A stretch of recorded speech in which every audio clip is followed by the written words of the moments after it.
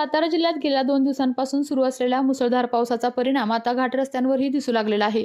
महाबळेश्वर तालुक्यातील महाबळेश्वर वाई मार्गावरील पाचगणी जवळील पसरणी घाटात दरड कोसळल्याची घटना घडली आहे।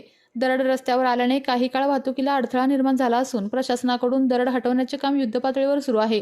या पार्श्वभूमीवर या मार्गाने प्रवास करणाऱ्या वाहन चालकांनी अत्यंत सावधगिरी बाळगावी, अनावश्यक प्रवास टाळावा आणि प्रशासनाच्या सूचनांचे पालन करावे असे आवाहन करण्यात आले आहे।